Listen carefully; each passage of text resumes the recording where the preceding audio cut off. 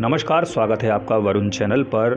और वरुण चैनल पर आज हम आपसे बातचीत करने जा रहे हैं पितृपक्ष के बारे में। जैसा कि हम सभी जानते हैं और कथाओं में भी प्रचलित है कि पितृपक्ष का जो महीना होता है वो हमारे जो पूर्वज होते हैं उनके नाम का भाग निकालने का महीना होता है। क्योंकि जैसा कि हम सभी जानते हैं कि हम सभी के अंदर जो रक्त समाहित होता है वो रक्त हमारे माता, हमारे पिता, हमारे पूर्वजों का रक्त हमारे अंदर समायोजित होता है। तो उसी रक्त का एक तरह से अगर मैं अपनी भाषा में मैं कहूँ तो उसी रक्त का ऋण उतारने के लिए ये पितृपक्ष का महीना आता है। और इस पितृपक्ष में हम अपने पूर्वजों के नाम का भाग उन्हें तर्पण करते हैं। तो ये तर्पण का महीना होता है। तो इस तर्पण के महीने में क्या विशेष होता है और कब से प्रारंभ होने जा रहा है ये महीना, और क्या क्या विशेष बातें रहेंगी इस बार इस वर्ष पड़ने वाले पितृपक्ष में, इन सभी सवालों का हम जवाब जानने के लिए यहाँ पर आ पहुँचे हैं वैदिक ज्योतिष संस्थान के कार्यालय पर। और यहाँ पर हमारे साथ मौजूद हैं महामंडलेश्वर आचार्य पूर्णानंदपुरी जी महाराज। आइए उनसे बातचीत करेंगे पितृपक्ष के बारे में कि गुरुदेव कब से पितृपक्ष का महीना प्रारंभ होने जा रहा है और क्या विशेष रहेगा। सबसे पहले तो वरुण चैनल को देखने वाले सभी दर्शकों को बहुत बहुत शुभकामनाएं, बहुत बहुत आशीर्वाद, सभी के जीवन में मंगलमय और सुख शांति भगवान प्रदान करें। जैसे कि आपने पूछा कि कब से प्रारंभ हो रहे हैं, तो ये वर्ष में 16 दिन पितरों के निमित्त आते हैं और ये 20 सितंबर सोमवार से प्रारंभ होकर के 6 अक्टूबर बुधवार को समापन होंगे। ये भाद्रपद पूर्णिमा से प्रारंभ होते हैं और आश्विन मास की जो अमावस्या होती है, जिसको सर्वपितृ अमावस्या कहते हैं, उसको समापन होंगे। तो अभी बताया कि गुरुदेव ने हमें कि कब से ये पितृपक्ष प्रारंभ होने जा रहे हैं। तो पितृपक्ष में हमें अपने पूर्वजों की पूजा करने के लिए किस तरह का विधि विधान होता है। हालांकि विधि विधान से की गई पूजा का थोड़ा ज़्यादा महत्व होता है, लेकिन तो क्या विधि विधान रहेगा उसी के बारे में हम चर्चा करेंगे गुरुदेव। विधि विधान के लिए तो देखिए, कोई भी कार्य किए जाए वो बिना विधि के निषिद्ध कहे गए हैं हमारे शास्त्रों में। जैसे कि भगवान कृष्ण गीता में कहते हैं कि जो कार्य विधि के पूर्वक न किया जाए वो न तो फल देता है और न परम गति को देता है। क्योंकि यो विधि शास्त्र मुत्सृज्य वर्तते कामकारता न ससिद्धि मवाप्नोति न सुखम न परम गति। न सुख की प्राप्ति होती है न परम गति की प्राप्ति होती है। तो इसलिए विधि का लोप नहीं होना चाहिए, इसलिए विधि आवश्यक है। और बिना विधि के कोई भी कार्य करेंगे, श्रद्धा से फल की प्राप्ति हो सकती है, किंतु विधि से उस काम की, जिस काम को हम जिस उद्देश्य को लेकर के अनुष्ठान कर रहे हैं, उस अनुष्ठान की पूर्ति होती है। तो सबसे पहले तो यही है कि ये 16 दिन ही क्या, पूरे वर्ष पर्यंत पहले तो हम जो जीवित हमारे माता पिता हैं उनका कभी तिरस्कार न करें। ये सबसे बड़ी एक विधि है। भूल के भी, स्वप्न में भी कभी माता पिता का तिरस्कार न हो, अनादर न हो, ये हमेशा ध्यान रखना चाहिए। और बड़ों का हमेशा सम्मान करते रहना चाहिए। अभिवादनशीलस्य नित्य वृद्धोपसेवना चत्वार तस्य वर्धन्ते आयुर्विद्या यशोबलम। शास्त्र कहते हैं कि जब हम किसी अपने बड़ों को सम्मान करते हैं, बुजुर्गों के चरण स्पर्श करते हैं, या अपने आए हुए जितने भी बड़े लोग उनको सम्मान देते हैं, उनकी 4 चीज़ स्वतः ही बढ़ जाती हैं। उसमें प्रयत्न करने की आवश्यकता नहीं होती। आयु, विद्या, यश और बल, ये 4 चीज़ स्वतः प्राप्त होती हैं, तो इनको प्राप्त करना चाहिए। इससे बची हुई जो चीज़ होती हैं वो इन 16 दिनों में पूर्ति होती है। और ऐसा भी कहा गया है शास्त्रों में कि स्थायी संपत्ति, धन दौलत, संतान और स्वास्थ्य, ये 3 चीज़ कभी देवता नहीं देते। इन 3 चीज़ों की किसी को आवश्यकता है तो पितरों की पूजा करनी चाहिए। ये तीनों चीज़ पितर ही देते हैं, स्वास्थ्य, धन और संतान। ये 3 चीज़ों की आवश्यकता, और इन 3 चीज़ों की मूलभूत आवश्यकता हर व्यक्ति को होती है। और वही हम विधि का लोप करते चले जा रहे हैं। ये श्राद्ध पक्ष में, पितृपक्ष में वैसे तो निरंतर अपने पितरों का स्मरण करना चाहिए। हर उत्सव पर पितरों का उत्सव मनाना चाहिए। किंतु अगर आप उत्सव नहीं मना सकते तो ये 16 दिन तक केवल निष्ठापूर्वक अपने पितरों की भक्ति करनी चाहिए। बस सबसे सरल, सबसे सहज इनकी पूजा होती है। केवल इसमें श्रद्धा की आवश्यकता होती है। श्रद्धा शब्द से ही श्राद्ध बना है। अगर हम श्रद्धा से कोई भी वस्तु अर्पित करेंगे वो श्राद्ध होगा। इसमें विधि का केवल यही है कि 15 दिन 16 दिन तक नित्य किसी योग्य ब्राह्मण के द्वारा काले तिल, चावल, जौ, गंगाजल, दूध और कुसा, इनके माध्यम से तर्पण कराना चाहिए। जिसके घर में तर्पण होगा निश्चित रूप से उसके घर में स्वास्थ्य की हमेशा वृद्धि होती रहेगी, सारे लोग स्वस्थ बने रहेंगे और उनके घर में निश्चित रूप से धन की पर्याप्त मात्रा में उनके यहाँ व्यवस्था बनी रहेगी। माँ भगवती लक्ष्मी कृपा करती रहेंगी और संतान की उनके यहाँ कोई दिक्कत नहीं होगी। वेद मार्ग पर चलने वाली संतति उत्पन्न होगी। जिनके यहाँ पितृ कुपित होते हैं उन्हीं की संतान को संतान के रूप में जन्म लेती हैं। तो इसलिए विधि का लोप नहीं होने देना चाहिए। तिथि के दिन योग्य ब्राह्मण को बुला करके भोजन कराना चाहिए और भोजन कराने के बाद तर्पण कराना चाहिए। जी बिल्कुल, बहुत अच्छा तार्किक उदाहरण यहाँ पर गुरुदेव ने जो है हमारे सामने प्रस्तुत किया। तो और साथ ही स्पष्ट किया है कि मनुष्य के जीवन में कहा जाता है कि 4 सुख बड़े महत्वपूर्ण होते हैं, जिसमें पहला सुख निरोगी काया, दूजा सुख घर में होए माया, तीजा सुख सुलक्षण नारी, चौथा सुख पुत्र होए आज्ञाकारी। तो इन चारों सुखों की प्राप्ति के लिए हमें पितरों की पूजा करनी चाहिए और पितरों की पूजा हमें श्रद्धा पूर्वक करनी चाहिए और उसी श्रद्धा के शब्द से श्राद्ध की उत्पत्ति हुई है। तो यहाँ पर उत्पत्ति के विषय में बताया और गुरुजी ने पूजा अर्चना के विषय में बताया। तो इसमें इस महीने में गुरुदेव राशियों का भी कोई विशेष महत्व होता है कि राशियों के हिसाब से भी कोई पूजा अर्चना इस महीने में की जाती है? अगर की जाती है तो उस पर भी गुरुदेव प्रकाश डालेंगे। देखिए, ग्रह तो हमेशा अपना कार्य करते हैं और ग्रहों का संयोग हमेशा जीवन में हानि और लाभ देता रहता है। तो राशि तो ये पितरों का है, क्योंकि 16 दिन प्राप्त होते हैं हम लोगों को। तो इन 16 दिनों में तो प्रत्येक राशि के व्यक्ति को, प्रत्येक व्यक्ति को ये श्राद्ध और तर्पण करते रहना चाहिए। श्रद्धान्वित होकर के अपने पितरों के प्रति भक्तिभाव करते रहना चाहिए। इसमें किस व्यक्ति को क्या लाभ मिलेगा, क्या फल मिलेगा, वो योग और संयोग बनाते हैं। इस बार हमारे यहाँ जो पंचांगकारों ने जो बताया है, बहुत बड़ा एक पर्व पड़ रहा है जो कि 100 वर्ष बाद ये दिव्य संयोग बन रहा है। 100 वर्ष बाद एक दिव्य संयोग बन रहा है। उसमें क्या दिव्य संयोग है कि इसमें पूरे 16 दिनों में 5 सर्वार्थ सिद्धि योग प्राप्त होंगे, अमृत सिद्धि प्राप्त होगा, गुरु पुख्य योग बनेगा और एक गजक छाया योग बनाएगा। ऐसे महासंयोग में इस बार ये श्राद्ध संपन्न होंगे, तो जिससे कि पितृ आएंगे इस पृथ्वी लोक पर और आप कुछ भी पत्र पुष्प फल जो अर्पित कर देंगे उसी से वो प्रसन्न होकर के और आपको आशीर्वाद देंगे। तो सभी राशियों को बहुत अच्छा रहेगा, इसमें किसी राशि के लिए कोई दिक्कत नहीं रहेगी। अच्छा, एक रहस्य और मैं जानना चाहता हूँ पितृपक्ष मनाने के पीछे कि गुरुदेव आखिर ये पितृपक्ष मनाने के पीछे की जो मूल वजह है वो इतिहासकारों के मुताबिक, वेद पुराणों के मुताबिक क्या है और कब से मनाई जाने की ये परंपरा पितृपक्ष की प्रचलित चली आ रही है इस पृथ्वी पर? देखिए, हमारे यहाँ कोई भी परंपरा वो अशास्त्र विधि की परंपरा नहीं है और हम लोग धीमे धीमे करके अपनी परंपराओं को छोड़ते जा रहे हैं। जैसे कि कुछ लोगों ने एक अभियान प्रारंभ किया है कि 13वीं का भोज नहीं होना चाहिए, अरिष्ठी का निषेध कर दिया। किंतु शास्त्र की अगर परंपराओं को आप छोड़ते चले जाएंगे, अपनी संस्कृति को छोड़ते चले जाएंगे, तो हमारी पहचान क्या रहेगी? हम भी तो केवल अपनी संस्कृति से ही तो जाने जाते हैं, अपनी सभ्यता से ही तो जाने जाते हैं, अपने पुराणों से ही तो जाने जाते हैं। हाँ, अरिष्टी का निषेध करना वो ठीक है कि जितने बड़े एक आडंबर के साथ में आप किसी का 13वीं भोज कर रहे हैं वो ठीक नहीं है, उसमें आडंबर नहीं करना चाहिए। किंतु 13 ब्राह्मणों की जो परंपरा है वो तो करनी चाहिए। आप 13वीं का विरोध मत कीजिए, 13वीं में होने वाले जो खर्चे हैं उनका विरोध कीजिए और बहुत सी कुरीतियाँ उनको दूर करिए। किंतु शास्त्रीय बातों को ही हम क्यों पीछे पड़ गए हैं? इसलिए हम शास्त्रों को लेकर के चलना चाहिए। यदि शास्त्रों को आप लेकर के नहीं चलेंगे तो हमारी संस्कृति समाप्त हो जाएगी, हम समाप्त हो जाएंगे, हमारा देश समाप्त हो जाएगा। इसलिए हमें आवश्यकता है कि अपनी संस्कृति पर निष्ठापूर्वक विश्वास करना चाहिए, भरोसा करना चाहिए और उसी के अनुसार आगे बढ़ना चाहिए। गरुड़ पुराण में इस श्राद्ध के विषय में इतना कुछ बताया गया है कि कभी आप लोग गरुड़ पुराण पढ़ें, सुने और आप इसको निषेध मानते हैं गरुड़ पुराण को सुनना और पढ़ना, तो कोई बात नहीं है, मानो। किंतु कभी किसी के यहाँ गमी हो गई है तो वहाँ श्रद्धापूर्वक जो पाठ होता है उसको तो कम से कम सुनने की कोशिश करें, जिससे कि सब कुछ पता पड़ जाएगा। हमारे यहाँ क्या है सब कुछ, किंतु उसी को माथे से लगा के रख देते हैं। भागवत में सब कुछ लिखा है, महाभारत में सब कुछ लिखा है, हमारे यहाँ इतने इतने पुराण ग्रंथ हैं, सब कुछ हैं, किंतु उन पुराणों को हम न पढ़ करके वही पुराण, वही योग, यदि विदेश जा करके योगा होकर के आ जाता है तो हम नतमस्तक हो जाते हैं उस योगा के लिए, और वही योग निकला हुआ हमारे यहाँ से है तो हम नहीं मानते किसी चीज़ को। तो इसलिए अपने शास्त्रों के प्रति निष्ठापूर्वक अध्ययन करें तो आप सभी को पता पड़ जाएगा कि कौन सा पर्व कैसे मनाया जाता है। श्राद्ध क्यों मनाना चाहिए?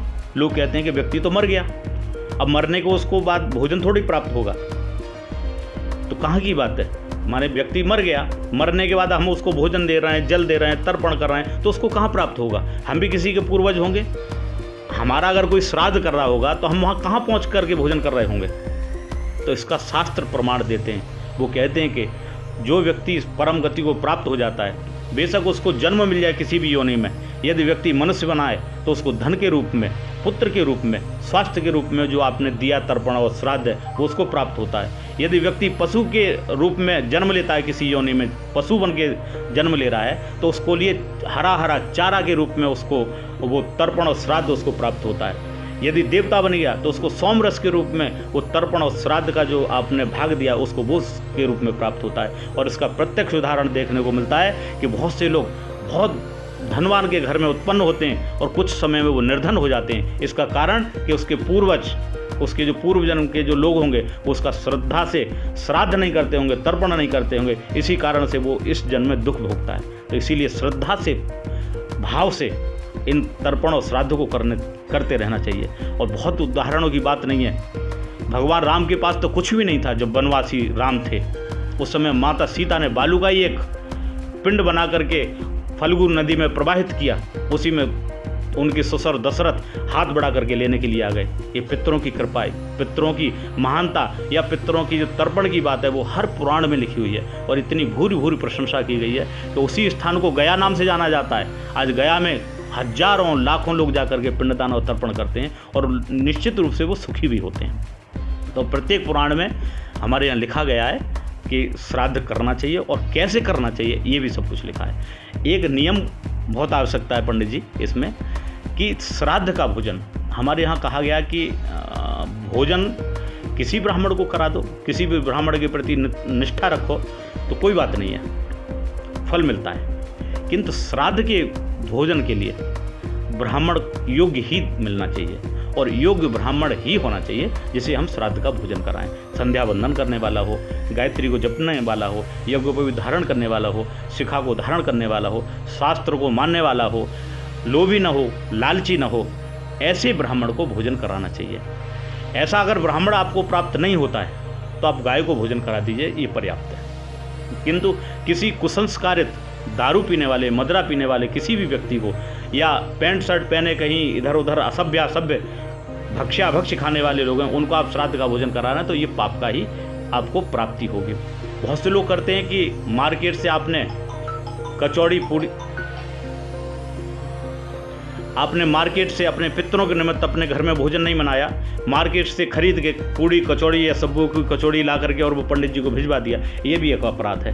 क्योंकि आपके पितर आपके घर में आए हुए होते हैं और आप उस भोजन को घर से बाहर भेज रहे हैं, ये भी एक पाप का कारण होता है। इसमें भी सावधान रहना चाहिए कि घर में बुला करके ही ससम्मान उस ब्राह्मण को बैठा करके उसको पितरों के समान पूज करके उसको भोजन कराना चाहिए। एक ध्यान और रखना चाहिए इसमें कि ब्राह्मण को भोजन 12 बजे से 2 बजे के बीच में खिलाना चाहिए। भोजन कभी भी खिला दें आप, श्राद्ध कभी भी कर दें, किंतु तर्पण का समय 12 से 2 के बीच में करना चाहिए। इसको कुतुब काल कहते हैं, ये पितरों का समय होता है। इसमें किया गया श्राद्ध या तर्पण आपको अक्षय फल की प्राप्ति कराएगा। यदि ये नियम आप नहीं करेंगे तो आप पाप के भागी हो जाएंगे। इसमें पंच बलि दी जाती हैं, गाय को, कुत्ता को, कौआ को, चींटी को और अतिथि को। ये किस दिशा में मुंह करके निकलना है ये योग्य ब्राह्मण बताएंगे आपको, और उन ब्राह्मणों के द्वारा मंत्र पढ़ करके उन ग्रास को निकलवाना चाहिए। उसके बाद ब्राह्मण को भोजन कराना चाहिए, फिर तर्पण कराना चाहिए। ब्राह्मण को यथेष्ट दक्षिणा देनी चाहिए, जिससे कि उस ब्राह्मण के द्वारा ही आपका जो भोजन है वो पितरों तक पहुँचेगा। इसलिए ब्राह्मण संतुष्ट रहना चाहिए। इसमें बातचीत का क्रम हमारा लगातार महामंडलेश्वर आचार्य पूर्णानंदपुरी महाराज जी से लगातार जारी है और कई सारी महत्वपूर्ण बातें, जैसा कि मैंने आपको पहले बताया है, वो पितृपक्ष के बारे में हमें बता चुके हैं। तो इसके अतिरिक्त भी कई 2-3 सवाल मेरे और गुरुजी से होंगे। सबसे पहला मेरा एक और सवाल होगा गुरुजी से कि पितृपक्ष से पीड़ित व्यक्ति हैं वो इस पितृपक्ष को आखिर किस प्रकार से मना सकते हैं, तो ये मेरा सवाल गुरुजी से होगा। देखिए, ऐसे में जो पितृदोष से पीड़ित हैं, जिनकी कुंडली में पितृदोष है या उनके जीवन में पितृदोष है, पितृदोष का कारण माने हम कैसे मालूम पड़ेगा हमारे जीवन में पितृदोष है? तो हमने बताया कि 3 चीज़ जिसके पास नहीं है, धन नहीं है, जिसके घर में बीमारियां लगी रहती हैं और जिसके यहाँ संतान नहीं है। ये 3 चीज़ से जो व्यक्ति पीड़ित है वो पितृदोष से पीड़ित माना जाता है। धन नहीं है का मतलब जिसका व्यापार चल रहा है बंद हो रहा है, चल रहा है बंद हो रहा है।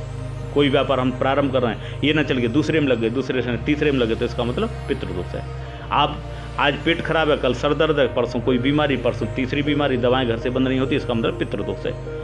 संतान के लिए प्रयत्न करते करते भी गर्भ में आता ही भी है संतान, किंतु गर्भ खंडित हो जाता है, या गर्भवती नहीं होती, या गर्भ होकर के बच्चा होकर के मर जाना, ये पितृदोष का ही कारण है।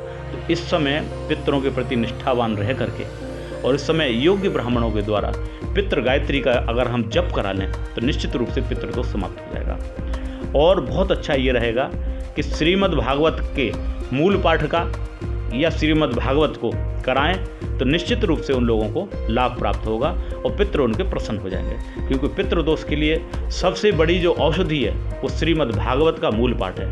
मूल पाठ करना चाहिए या योग्य ब्राह्मणों के द्वारा करा लेना चाहिए। तो पितृदोष निवृत्ति के लिए महत्वपूर्ण ये उपाय हैं।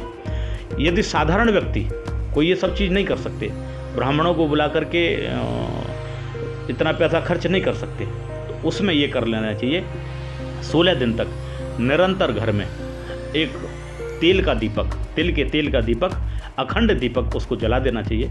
उसमें लंबी बत्ती डालनी चाहिए और वो सफ़ेद माने रुई की बत्ती होनी चाहिए और तिल के तेल में उसको घर में प्रज्वलित करके दक्षिण दिशा में रख देनी चाहिए, या अपने जो पूर्वज हों उन पूर्वजों की तस्वीर के आगे उस दीपक को रख देना चाहिए, उस पर फूल माला चढ़ा देना चाहिए, चंदन का तिलक लगा देना चाहिए और नित्य प्रति उसको तस्वीर को भोग लगा देना चाहिए और वो भोग का लगा हुआ भोजन है उसको गाय को खिला देना चाहिए। ये अगर आप करते रहेंगे तो आप पितृदोष से मुक्त हो जाएंगे। इसी के साथ आपको जो बड़ा व्यक्ति मिले, कहीं बुजुर्ग व्यक्ति मिले, उसकी सहायता करनी चाहिए।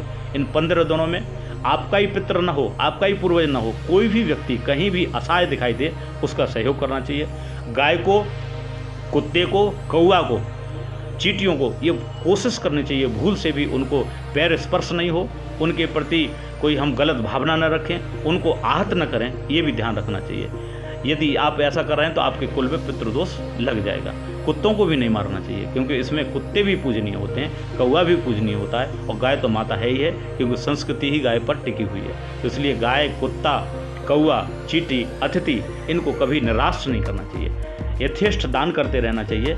और इन 15 दिनों में आप ब्राह्मण को बुला करके आप तर्पण नहीं कर सकते। तर्पण मतलब चावल, तिल, जौ, कुशा घास होती है, ये ऐसी घास होती है कुशा, और कच्चा दूध, गंगाजल, इनके द्वारा पितरों को जल अर्पित किया जाता है। तो वो मंत्रों के द्वारा किया जाता है। यदि आप ब्राह्मणों को नहीं बुला सकते अपने घर, तो आप स्वयं ये सारी चीज़ एक लोटे में डाल करके किसी पीपल के पेड़ पर 16 दिन तक चलाते रहें तो निश्चित रूप से आप लोगों के पितृदोष समाप्त हो जाएंगे। तो यहाँ पर पितृदोष से जो पीड़ित व्यक्ति हैं उनको पितृपक्ष में आकर क्या करना है, किस तरह से करना है, जिस तरह से उन्हें पुण्य फल की प्राप्ति हो, ये सारी चीज़ें गुरुदेव ने बता दी हैं। लेकिन अब चलते हैं इस कार्यक्रम के समापन की तरफ। लेकिन उस समापन से पहले एक और महत्वपूर्ण सवाल मेरे मन में है। अक्सर गुरुदेव हम देखते हैं कि जब हम कोई नई वस्तु खरीदते हैं इस महीने में, तो अक्सर हमारे बुजुर्ग हमसे कहते हैं कि नहीं लल्ला नहीं लेनी चाहिए, कनागत का महीना है। तो इस अवधारणा के पीछे आखिर क्या कहना चाहेंगे? देखिए, हमारे यहाँ एक ऐसी भ्रांति बनी हुई है कि जब पितृ पर्व आते हैं, उस पितृ पर्व पर हम कोई नया कार्य नहीं करते, कोई नई वस्तु नहीं खरीदते, नया वाहन नहीं खरीदते, और इसमें हम लोगों को लगता है कि श्राद्ध पक्ष आ गए, पितृ पक्ष आ गए, तो इसमें हम कोई शुभ काम नहीं करेंगे। ये एक गलत धारणा है। शास्त्र कभी निषेध नहीं करता इस चीज़ का। आपके कोई पूर्वज हों, आपके पिता, आप जब बढ़ रहे हों तो क्या आपके पिता को क्या कष्ट होगा? आप घर में कोई गाड़ी लेके आएंगे तो आपके पिता को क्या कष्ट होगा? उन्हें खुशी होगी। आप ऐसे समय में 15 दिनों के बीच में यदि कोई शुभ कार्य करते हैं, फैक्ट्री का मुहूर्त करते हैं, गाड़ी लाते हैं, वस्त्र लाते हैं, तो इसमें पितृ प्रसन्न ही होंगे, इसमें कोई दो राय नहीं है। हाँ, इसमें यह है कि उत्साहपूर्वक कोई काम नहीं करना चाहिए। जो भी कार्य करें आप पितरों की अनुमति लेकर के और श्रद्धान्वित होकर के किसी भी कार्य को करेंगे तो निश्चित रूप से आपके मनोकामनाएं पूर्ण होंगी। कारण क्या था कि हम इसमें नया कार्य नहीं कर सकते, क्योंकि पहले देवताओं के निमित्त तो 365 दिन है हमारे यहाँ, किंतु पितरों के निमित्त मात्र ये 16 दिन है। इन 16 दिनों में ही घर में हम तर्पण श्राद्ध कर सकते हैं। 16 दिनों के बाद यदि आप तर्पण या श्राद्ध कर रहे हैं अपने घर में तो वो निषेध है शास्त्रों में। ये तीर्थ में जाकर के तो कर सकते हैं, किंतु घर में श्राद्ध और तर्पण नहीं कर सकते। तो वो 16 दिन व्यक्ति इतना व्यस्त रहता था, पहले के व्यक्ति इतने व्यस्त रहते थे कि सुबह से उठ करके रात्रि तक तर्पण, श्राद्ध, गायत्री जप, पितृ गायत्री जप और ब्राह्मणों के द्वारा नांदी श्राद्ध, बल वैष्णदेव, नारायण बलि, ये सारे कृत्य करते रहते थे। तो उन्हें इतना टाइम ही नहीं मिलता था कि कोई नया कार्य कर सकें। वही परंपरा अब चलती चली जा रही है। जैसे कि दीपावली पे आप लोग मिट्टी के गणेश लेके आते हैं और उन मिट्टी के गणेश को ला करके पूजन करते हैं और पूजन करने के बाद घर में वो भरे पड़े रहते हैं। बाद में क्या करना है किसी को नहीं पता। कई घरों में ऐसे देखा है कि 12-12, 15-15 साल से गणेश और लक्ष्मी एक कूड़े के ढेर में इकट्ठे पड़े हैं। उनका हाथ टूट रहा है, नाक टूट रही है, मुंह टूट रहा है, फिर भी हम श्रद्धा से या अंधविश्वास से उनको घर में डाले पड़े हैं। क्या करना चाहिए इसके विषय में जानकारी योग्य ब्राह्मणों से लेनी चाहिए। ऐसे ही श्राद्ध के विषय में भी उस समय इसीलिए व्यस्तता के कारण कोई नया चीज़ नहीं खरीदते थे, नया व्यापार नहीं करते थे, क्योंकि इतना समय पितृ पूजा में लग जाती थी कि उन पर टाइम ही नहीं होता था। आज आप लोग कितना समय निकाल रहे हैं पितरों के लिए, किंतु आपके पास समय है। तो जब समय है तो समय का सदुपयोग करो, पितरों के प्रति श्रद्धा रखते हुए अपने काम के प्रति निष्ठा रखो। और कर्मण्येवाधिकारस्ते मा फलेषु कदाचन, भगवान गीता में कहा है। तो इसलिए कर्म करते रहिएगा। ऐसा नहीं है कि आप पितृपक्ष आ गए और आप फैक्ट्री का मुहूर्त न करें। अरे इससे तो पितर और प्रसन्न होंगे, आप पितर आशीर्वाद देंगे कि आप एक नहीं 4 फैक्ट्री हों। हाँ, शर्त यह है कि कोई भी काम करो तो उसमें पितृ पूजा जरूर करो। गाड़ी लेके आएँ तो आप देवताओं से पहले पितरों की पूजा कर लो। आप कोई फैक्ट्री बना रहे हैं तो उसमें देवताओं से पहले पितरों की पूजा कर लो। और ये नियम भी था हमारे यहाँ कि गर्भाधान से लेकर के मृत्यु पर्यंत व्यक्ति के यहाँ पितृ पूजा होती थी। ये परंपरा हम भूल चुके और इसीलिए हर घर में कलह और अशांति होती है। केवल कारण कलह शांति का पितृदोष होना।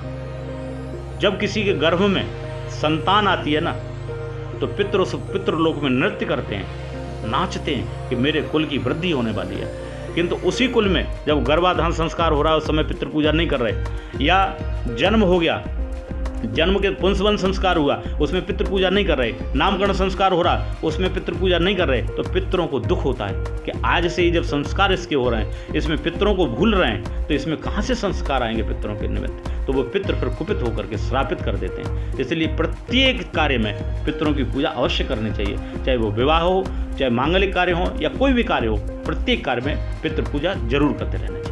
बिल्कुल सही कहा यहाँ पर गुरुदेव ने। यहाँ पर एक वर्णन मुझे याद आता है भगवान शिव के विवाह मंगल का कि ना भट्टी की पूजा कीनी, ना पारस में दीप जगो, ना पितरन को याद कियो, बिना भोग के भोग परोसे, तब हुआ हर हर महादेव।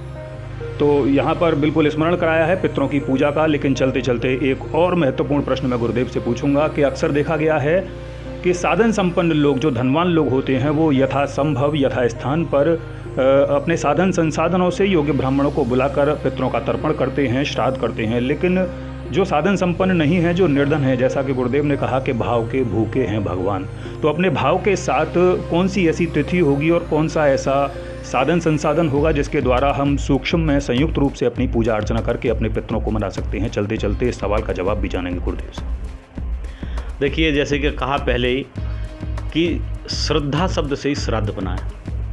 आपके पास इतना धन नहीं है कि आप किसी योग्य ब्राह्मण को बुला करके तर्पण और श्राद्ध कर सकें, कोई बात नहीं है। आपके अंदर श्रद्धा है, अगर श्रद्धा है तो ब्राह्मण भी आ जाएगा, ब्राह्मण भी कर जाएगा, क्योंकि ब्राह्मण बहुत दयालु होता है और दया के लिए कुछ भी कर सकता है ब्राह्मण। किंतु आपको देश काल परिस्थिति के अनुसार यदि आपको ब्राह्मण प्राप्त नहीं होता, पूजा के सामान आप प्राप्त नहीं कर सकते, आपके पास इतना धन नहीं है कि हम काले तिल लेके आएँ, जौ ले आएँ, चावल ले आएँ, दूध ले आएँ, तो कोई बात नहीं, इसमें भी घबराने की बात नहीं, चिंतित होने की आवश्यकता नहीं है। क्योंकि श्रद्धा अगर मन में है तो सब कुछ ठाकुर जी स्वीकार करेंगे। और श्रद्धा है, श्रद्धा के साथ आप कर रहे हैं, किंतु संसाधन उपलब्ध नहीं है तो वो संसाधन भी पितृ ही उपलब्ध कराएंगे यदि आपके अंदर श्रद्धा है तो श्रद्धा के साथ आप लोग, आपके हमारे यहाँ शास्त्रों में कहा गया है कि स्वर्ण कलशम आना है। अगर हम पूजा कर रहे हैं तो सोने का कलश होना चाहिए। किसी ने कहा कि जी हमारे पास इतना सामर्थ्य नहीं है कि हम सोने का कलश लेके आएँ, तो उन्होंने कहा कि रजतम आना है तो चांदी का लेके आओ। उन्होंने कहा हम चांदी का भी नहीं उपलब्ध करा सकते तो क्या करें, कि ताम्रम आना है तो तांबे का लेके आओ। उन्होंने कहा तांबे लायक भी हमारी श्रद्धा, हमारी औकात नहीं है, हमारी इतनी सामर्थ्य नहीं है कि हम तांबे का भी लाएँ, तो कहा कि मृत्तिका माना है कि मिट्टी का ले आओ। मिट्टी का सर्वसुलभ है, लेके आ सकते हैं। उन्होंने कहा हम मिट्टी भी नहीं ला सकते, क्या करें? तो कोई केवल हाथ जोड़ करके नतमस्तक हो जाओगे तो आपको ठाकुर जी उसको स्वीकार कर लेंगे। ऐसे ही श्राद्ध 16 दिन तक आपके घर में कुछ नहीं, आप भोजन भी नहीं बना पा रहे हैं, ब्राह्मण को नहीं खिला पा रहे हैं, गाय को नहीं खिला पा रहे हैं, कुत्ते को नहीं खिला पा रहे हैं, कोई बात नहीं। आप प्रातः उठिए, स्नान करिए, पितरों के प्रति नतमस्तक होते हुए आप एक लोटा जल भर करके तिल, चावल, जौ, दूध डाल करके पीपल पर चढ़ा दीजिए और पितरों से प्रार्थना कर लीजिए। यदि समय के अभाव के कारण आप नौकरी कर रहे हैं या कुछ कर रहे हैं तो ये भी नहीं कर सकते, तो क्या करना चाहिए? दक्षिण स्नान करने के बाद दक्षिण दिशा की ओर मुंह करके, हाथ जोड़ करके, श्रद्धान्वित होकर के, नतमस्तक होकर के अपने सभी पूर्वजों को, अपने पितरों को नतमस्तक होते हुए उनसे प्रार्थना कीजिए कि प्रभु मेरे जीवन में जो आ रहे हैं कष्ट, आपत्ति, परेशानी, इन सभी से मुझे मुक्त कर दीजिए। और श्रद्धा के साथ, करुणा के साथ, अश्रुपूरित नेत्रों के साथ यदि आप प्रार्थना करेंगे तो निश्चित रूप से आपके पितृ आपकी प्रार्थना को स्वीकार कर लेंगे। इसमें इतने प्रश्न हमारे पंडित प्रदीप जी, जो कि किसी भी क्षेत्र के मास्टर हैं, उन्होंने आपके लिए इतने अच्छे अच्छे प्रश्न पूछे। समाधान हो पाया या नहीं हो पाया ये नहीं कह सकते। और साथ में जो अभी आपके साथ एंकरिंग करेंगे हमारे प्रदीप माँ साहब जी, हमारे दिलीप जी माँ साहब, तो उनके द्वारा और जो बातें रह गई होंगी वो सब पूर्ण कर देंगे। तो यहाँ पर काफ़ी अच्छा वृत्तांत गुरु जी ने हमें बताया है, वरुण चैनल के माध्यम से हम आप तक पहुँचाने का प्रयास कर रहे हैं। हालांकि धर्म और अध्यात्म के क्षेत्र में इंसान की बहुत सारी जिज्ञासाएं होती हैं, उन जिज्ञासाओं को शांत करने का समय समय पर हम आपसे संकल्प हमने लिया है और यही हमारा प्रयास है कि विभिन्न त्योहारों पर, विभिन्न पर्वों पर हम भारत देश की संस्कृति को, सनातन धर्म की परंपरा को आप तक पहुंचाने का प्रयास करें। तो इस कार्यक्रम में आपसे इजाज़त लेने के साथ मैं केवल इतना कहूँगा कि गुरुजी ने एक ऐसा व्रत बता दिया है कि कहा जाता था कि ऐसा उपाय है कौन प्रभु जिससे दुख सारा मिट जाए, जिस व्रत को करके कलयुग में प्राणी मनवांछित फल पाए। तो एक व्रत भगवान सत्यनारायण का बताया था। तो कनागत के ये महीने हैं, पितृपक्ष के महीने हैं, तो यहाँ पितृपक्ष में अगर हम भगवान के नाम का स्मरण करते हुए अपने पूर्वजों का श्राद्ध करें, उनका तर्पण करें और श्रद्धापूर्वक उनकी पूजा करें तो निश्चित ही हमें धन धान और सौभाग्य की प्राप्ति होगी और हमारे परिवार में निरंतर खुशहाली आएगी। तो इस खास कार्यक्रम के लिए अपने सहयोगी संवाददाता दिलीप कुमार के साथ मैं प्रदीप पंडित, वरुण चैनल, अलीगढ़।